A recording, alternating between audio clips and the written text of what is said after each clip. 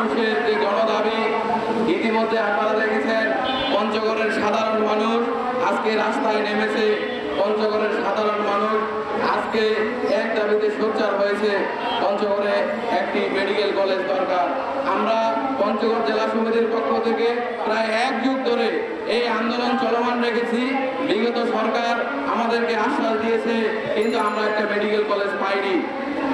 পরিবর্তিত প্রেক্ষাপটে বাংলাদেশকে যেহেতু 3টি মেডিকেল কলেজ সহায়তা হিসেবে চীন সরকার দিবে, আমাদের দাবি চীনের অর্থায়নে যে 1000 বেডের একটি মেডিকেল কলেজ হাসপাতাল স্থাপন হবে, একটা যেন পঞ্চগড়ে অবশ্যই হয়।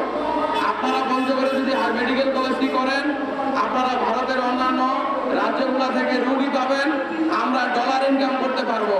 অনেকে হয়তো চিন্তা করবেন ভারতের লোকগুলা কেন, তাদেরকে আমরা সেবা দিব, আমরা বৈদেশিক মুদ্রা অর্জন করব। পঞ্চগড়ে একটি মেডিকেল কলেজ স্থাপন হলে অন্তত 20,000 লোকের কর্মসংস্থান হবে। আমরা পিছিয়ে পড়া জনগোষ্ঠী, রাজধানী থেকে অন্তত 1000 কিলোমিটার দূরে আমাদের অবস্থান। তাই আজকে সরকারের প্রতি আমাদের আহ্বান থাকবে, এই সুযোগ আপনারা হাতছাড়া করবেন না। জাতীয় রাজস্ব তো এটা ঘাটতি পড়বে না, বৈদেশিক বিনিয়োগ, আর এই বৈদেশিক বিনিয়োগ হতে হবে উত্তরের সর্বশেষ জেলা পঞ্চগড়, যেই জেলাকে বলা হয়